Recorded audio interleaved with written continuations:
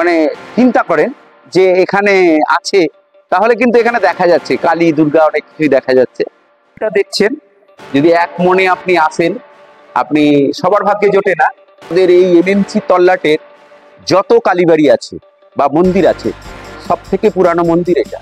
রামকৃষ্ণ, বামাখ্যাপা, রামপ্রসাদ, এই তৈলঙ্গস্বামী, এই যে বড় বড় মহাপুরুষরা, তাদের তো কোনোদিন ঘর আসতো না। তারা কত সাধনা করে মাকে পেয়েছেন। নমস্কার বন্ধুরা, আমি আজকে এসেছি পশ্চিম বর্ধমান জেলার দুর্গাপুরের এমএমসির বিশ্বেশ্বরী কালী মন্দিরে। আমার সঙ্গে ঠাকুরমশাই আছেন, তো ইনি আজকে আমাদেরকে এই মন্দিরের টোটাল তথ্য জানাবেন। বিশ্বেশ্বরী কালী মন্দিরে আছে একটা বিশাল অলৌকিক ঘটনা, যেটা আজকে আমাদের সামনে তুলে ধরবো। এই বিশ্বেশ্বরী কালী মন্দিরের পাশেই আছে শিব মন্দির। আমার আজকের যে ভিডিও সেটা হচ্ছে এই শিব মন্দিরকে ঘিরেই। তো বন্ধুরা, প্রথম থেকে শেষ পর্যন্ত আমার এই ভিডিও থাকবেন। আর যদি ভালো লাগে অবশ্যই আমার চ্যানেলটিকে সাবস্ক্রাইব করে পাশে থাকবেন। তো বন্ধুরা, চলুন তাহলে আমি ভিডিও শুরু করছি, সঙ্গে থাকুন। আপনারা হয়তো অনেকেই জানেন না যে দুর্গাপুরে এমএমসিতে রয়েছে একটি অলৌকিক সম্পূর্ণ বিশ্বেশ্বরী কালী মন্দির এবং দুর্গেশ্বর শিব মন্দির। রাস্তা দিয়ে চলার পথে দূর থেকে দেখা যায় এই মন্দিরটিকে, কিন্তু আপনারা অনেকেই মা কালী এবং বাবা মহেশ্বরকে দর্শন করেননি। সেই কারণেই তো আজ আপনাদের সামনে এই মন্দিরের কিছু রহস্য সম্পূর্ণ তথ্য তুলে ধরার জন্য আমার এই প্রতিবেদন। এলাকাবাসীর কথায় আজ থেকে প্রায় 70 বছর আগে ঘন শাল জঙ্গলের মাঝে একটি পর্ণকুটিরে প্রতিষ্ঠিত হয়েছিল এই বিশ্বেশ্বরী মা কালী। মা কালীকে প্রতিষ্ঠিত করার কিছুদিন পরেই এলাকাবাসী স্বপ্ন পেয়ে বাবা দুর্গেশ্বরকে এখানে প্রতিষ্ঠিত করেন। এই বাবা দুর্গেশ্বর শিবকে ঘিরে রয়েছে এক অলৌকিক রহস্য সম্পূর্ণ ঘটনা। কোনো ভক্তরা যদি ভক্তি সহকারে এক দৃষ্টিতে বাবা দুর্গেশ্বরের ত্রিশূলের দিকে তাকিয়ে থাকে, তখন সেই ত্রিশূল কেঁপে ওঠে। এই কথা আমি নই, বলছেন এই মন্দিরের পূজারী মশাই।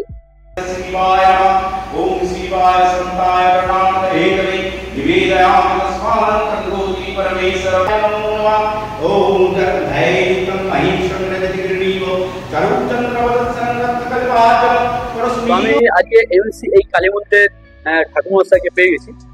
তো প্রথমে জেনে নেবো ঠাকুরমশাইয়ের নাম। আপনি একটু নামটা বলুন। আমার নাম জগন্নাথ পাঠক। বাবার নাম হচ্ছে দুর্গেশ্বর শিব। আগে এটা এরকম তামা দিয়ে মোড়া ছিল না, তো দীর্ঘদিন ধরে দুধ জল দেওয়ার ফলে পাথরটা ক্ষয়ে গেছিল এবং পরিষ্কার করতে গিয়ে হাত কেটে যেত। আমরা বিশেষ কিছু লোকের কাছে মতামত নিয়ে আমরা বাবার এই রূপটাকে তৈরি করেছি। শিব মন্দিরে যে ত্রিশূলটা আছে, আপনি যদি এক মনে এসে দাঁড়ান তাহলে দেখবেন ত্রিশূল অটোমেটিক কাঁপছে। এটা দেখছেন, যদি এক মনে আপনি আসেন, আপনি সবার ভাগ্যে জোটে না, তো ত্রিশূল কিন্তু আপনা আপনি কাঁপতে থাকে। এবং এটা সবাই হয়তো দেখতে পায় না, কেউ কেউ দেখতে পায়। আমি দেখতে পেয়েছি অনেকবার। বাবা দুর্গেশ্বর শিব মন্দিরের পাশে অধিষ্ঠান করছেন মা বিশ্বেশ্বরী কালী। মা এখানে করুণাময়ী এবং দয়াময়ী। মা বিশ্বের প্রত্যেকটি মানুষকে ভালো রাখেন, তাই তো মায়ের নাম বিশ্বেশ্বরী মা কালী। মাকে এখানে এমএমসির সিডি আদি কালী বলেও অনেকে জানেন। শুধু এমএমসি বাসী নন, এই মন্দিরে দূর দূরান্ত থেকে আসেন প্রচুর ভক্তরা। মা তাদের সব মনস্কামনা পূরণ করেছেন। মায়ের মাহিত্য এখানে শেষ নয়। ব্রাহ্মণ পূজারী মশাই বললেন, এক দম্পতির দীর্ঘ 3 বছরেও কোনো সন্তান লাভ হয়নি। এখানে এসে মায়ের কৃপায় তারা সন্তান লাভ করেছেন। শুধু কি তাই, এখানে মায়ের কাছে এখন পাঠা বলি দেওয়া হয় না। আগে বলি প্রথা চালু ছিল, কিন্তু মায়ের স্বপ্নাদেশে সেই বলি প্রথা বন্ধ হয়ে গেছে। মন্দিরের পূজারী মশাইয়ের কথায় আপনারা মন্দিরের মায়ের প্রতিমার অলংকার থেকে শুরু করে যা কিছুই দেখছেন, তা প্রায় সবই এখানকার ভক্তরা তাদের মনস্কামনা পূরণ হওয়ার পর মাকে দান করেছেন।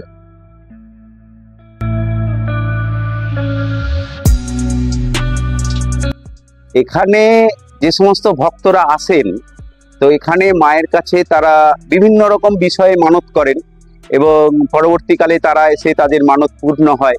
যেটা চেয়েছিলেন সেটা পায়।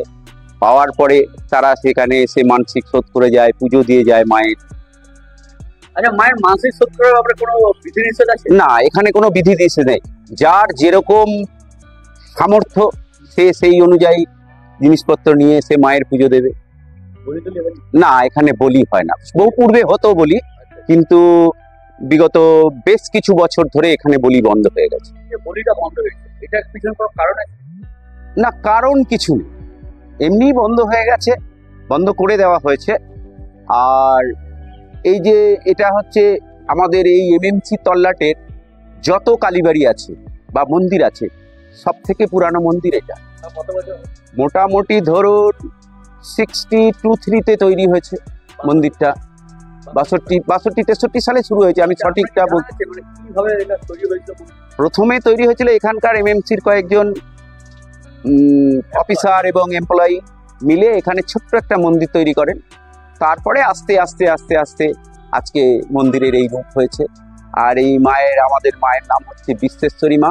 আমাদের এটা শিলামূর্তি, আগেও যে ছিল আমাদের মানে মৃন্ময় মূর্তি ছিল যখন, তখনও কিন্তু সেই মৃন্ময় মূর্তি আমাদের বিসর্জন হতো না। প্রত্যেক বছর শুধু অঙ্গরাগ হতো, অঙ্গরাগ করে আবার পুজো করা হতো।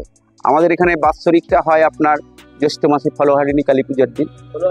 মায়ের পুজো হয় সকালে 8:30 থেকে 10:30, 11টা। এবারে যদি যজমান থাকে তাহলে যতক্ষণ থাকে ততক্ষণ পুজো হয়। সন্ধ্যেবেলা 6:30 থেকে মোটামুটি 7:45-8টা পর্যন্ত মায়ের সন্ধ্যা আরতি। হ্যাঁ, শনিবার মঙ্গলবার বিপত্তারিণী বিশেষ বিশেষ অনুষ্ঠানগুলি এমনি প্রতিদিনই আসে, লোক আসে।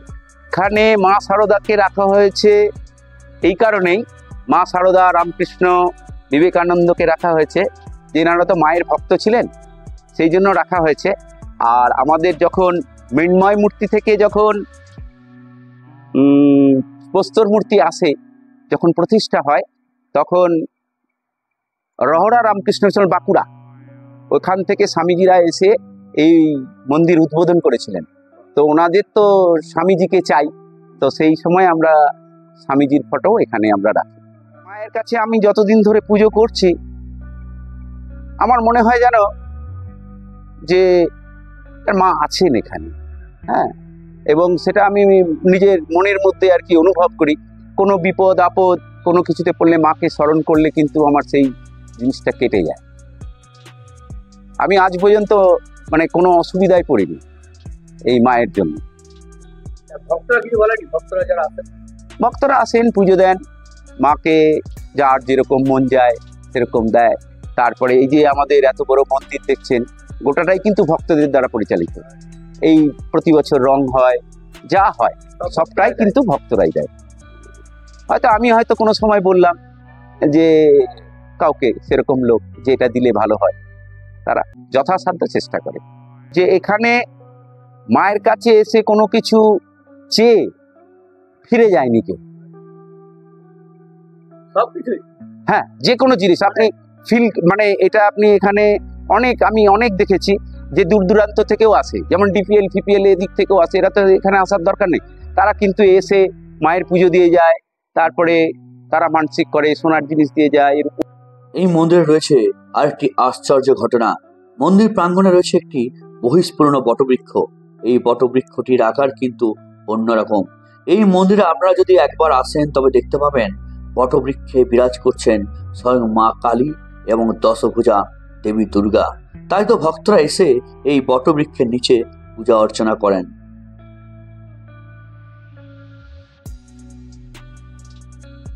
আমরা এখানে বটগাছের ডাল ফাল কাটি না। অনেকে এই বটগাছের নিচে ষষ্ঠী পুজো করে, জামাই ষষ্ঠীর সময় পুজো করে জল দেয়, তারপরে বট সাবিত্রী ব্রত করতে আসে। দেখে যদি মানে চিন্তা করেন যে এখানে আছে, তাহলে কিন্তু এখানে দেখা যাচ্ছে কালী দুর্গা অনেক কিছুই দেখা যাচ্ছে। চারপাশে ঘন শালবনের জঙ্গলের মাঝখানে মায়ের অধিষ্ঠান। এইরকম সুন্দর নিরিবিলি পরিবেশেই তো মা থাকতে পছন্দ করেন। বন্ধুরা, আমি আশা করব আপনারা একবার হলেও এই মন্দিরে আসবেন এবং মন্দিরের এই অপরূপ দৃশ্যের সঙ্গে মাকে দর্শন করে জীবন সার্থক করবেন। বন্ধুরা, আপনারা যদি এই মন্দিরে আসতে চান তবে কিভাবে আসবেন? দুর্গাপুর স্টেশন সংলগ্ন বাস স্ট্যান্ড থেকে আপনারা অনায়াসেই মামরা বাজার অথবা এমএমসি রুটের বাস, মিনি বাস পেয়ে যাবেন।